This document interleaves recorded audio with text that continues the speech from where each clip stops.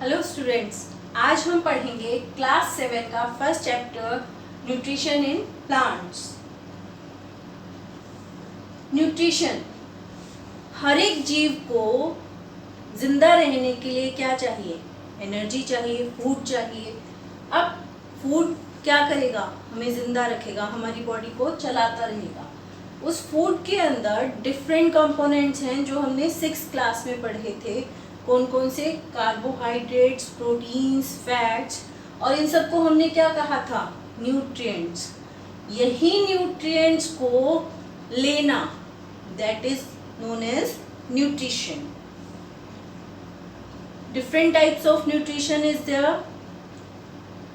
Autotrophic nutrition and heterotrophic nutrition. Autotrophic nutrition वो nutrition है जहां पर ऑर्गेनिजम्स अपना खाना, अपना फूड खुद बनाते हैं। दैट डजंट मीन कि आप उसको पका रहे हो, नहीं। नेचुरल रॉ इंग्रेडिएंट से खाना बनाना, that is the work of autotrophic nutrition, autotrophs. और जो ऑर्गेनिजम्स अपना खाना खुद बनाते हैं उन्हें कहा जाता है ऑटोट्रॉफ्स।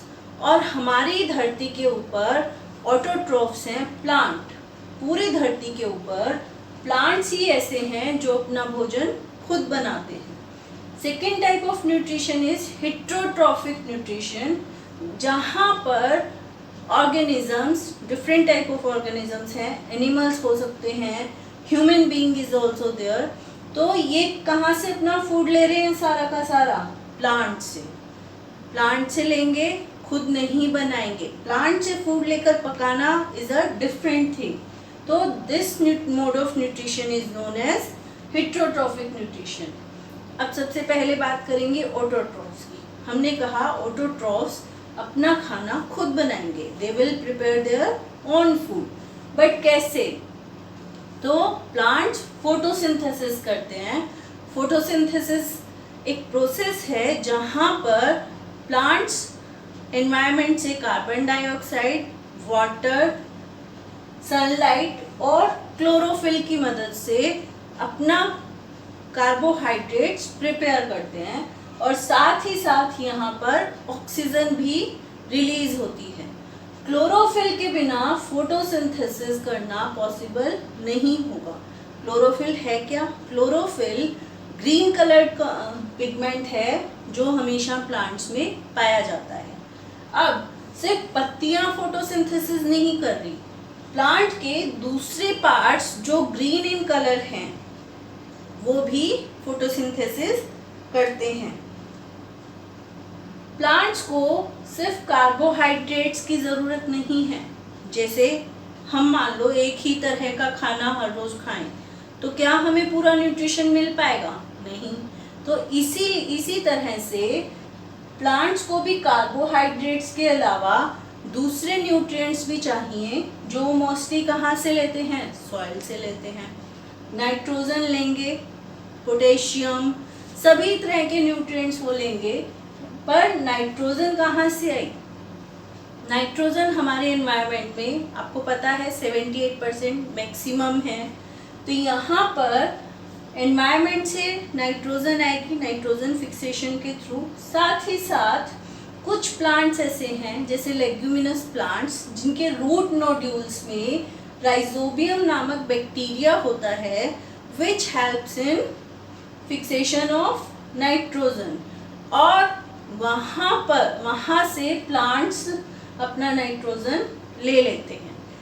फार्मर्स कभी भी लेग्यूमिनस प्लांट्स को जड़ों से नहीं उखाड़ते, सिर्फ ऊपर से काट दिया जाता है उन्हें, और उनकी जड़ों को वहीं मिट्टी में रहने दिया जाता है because of nitrogen. Heterotrophic mode of nutrition different type का है। कैसे? बिकॉज हर एक इंसान ऑलमोस्ट एक तरह का खाना खाता है, वेजिटेरियन और नॉन वेजिटेरियन। बट एनिमल्स भी क्या करेंगे? डिफरेंट मोड्स ऑफ न्यूट्रिशन है। Some are parasite, some are saprotrophs, और different type of modes. First we will talk about parasitic mode. Mode parasite यानी कि दूसरे के ऊपर डिपेंड करना हर एक चीज़ के लिए, अपना कुछ भी यूज़ नहीं करना। यहाँ हम एग्जाम्पल लेंगे कस्क्यूटा का। कस्क्यूटा को हिंदी में अमर बेल कहते हैं। कस्क्यूटा के अंदर पिगमेंट नहीं है, इट डजंट हैव क्लोरोफिल, और क्लोरोफिल ना होने की वजह से ये अपना खाना खुद नहीं बना सकती। तो किसी भी पेड़ के ऊपर, पौधे के ऊपर ये अपने आप को अटैच कर लेती है और जितना भी इसको न्यूट्रिशन चाहिए वो सारा का सारा ये उस प्लांट से लेती है। This is known as parasitic mode. इसी तरह से कुछ इंसेक्ट्स खाने वाले प्लांट्स हैं, जैसे पिचर प्लांट है, वीनस फ्लाई ट्रैप है। इनके अंदर पिचर प्लांट की अगर हम बात करें, लीफ का मॉडिफिकेशन है, फ्लैप बन गया है। जैसे ही कोई इंसेक्ट आकर बैठा, ऊपर से फ्लैप बंद हो जाता है और इसके डाइजेस्टिव जूसेस इसको डाइजेस्ट कर लेते हैं और वहाँ से अपना न्यूट्रिशन लेते हैं। वीनस फ्लाई ट्रैप के अंदर टेंटिकल्स देख रहे हो, कलर देख रहे हैं। कोई भी इंसेक्ट आकर बैठेगा, इसके टेंटिकल्स हेयर लाइक प्रोजेक्शंस में फंस जाएगा और ये बंद हो जाएगा और उसको डाइजेस्ट करेगा। अब बात आती है सेप्रोट्रोफिक मोड की। सेप्रोट्रोफिक मीन्स वो ऑर्गेनिजम्स जो डेड और डिकेइंग मैटर के ऊपर, यानी कि मरे हुए पौधे, मरे हुए एनिमल्स कहीं पर भी हो सकते हैं और उन्हीं के ऊपर उगेंगे और वहीं से वो खाना लेंगे। इसका मतलब that organisms which grows and feed on dead and decaying matter, those are known as saprotrophs। Example के लिए फंजाई है, ब्रेड मोल्ड है, घर में ब्रेड आती है, कुछ दिन रखा रहने दो, खासकर मानसून सीजन में उसके ऊपर ग्रीन ग्रीन कुछ लग जाता है, that is bread mould. Mushrooms हैं, नॉर्मली मशरूम्स को खाया जाता है, different types of mushrooms are there and each and every mushroom grows on dead and decaying plant matter. Third type is symbiotic relationship. Symbiotic relationship में organisms sharing basis पर रहते हैं।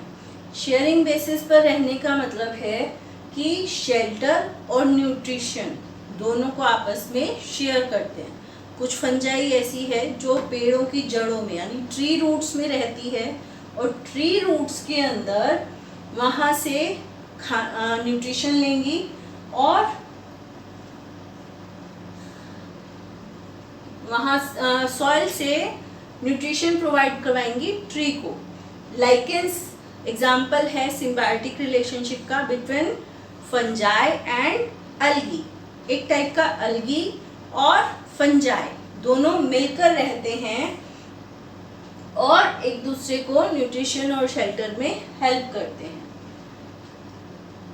Replenishing the soil, क्योंकि farmers क्या कर रहे हैं, crops grow कर रहे हैं, एक क्रॉप ली, फिर दूसरी, फिर तीसरी, इस तरह से क्रॉप्स क्या करते गए, ग्रो करते गए। तो सॉइल में क्या हुआ, डेफिशिएंसी ऑफ न्यूट्रिशन। तो उसको पूरा करने के लिए डिफरेंट टेक्निक्स का इस्तेमाल किया जाता है। क्रॉप रोटेशन है, यानी कि बदल बदल के क्रॉप्स को उगाना जिससे कि न्यूट्रिशन सारा ख़त्म ना हो, कुछ टाइम के लिए ज़मीन को खाली छोड़ देते हैं। इसके अलावा इंस्टेंट डेफिशिएंसी को पूरा करने के लिए फार्मर्स मैन्योर और फर्टिलाइजर्स का यूज़ करते हैं और लेग्यूमिनस प्लांट्स को उगाते हैं। थैंक यू स्टूडेंट्स, ये था आज हमारा फर्स्ट चैप्टर 7th क्लास का। आई होप कि आपने इसको एंजॉय किया और समझ आया।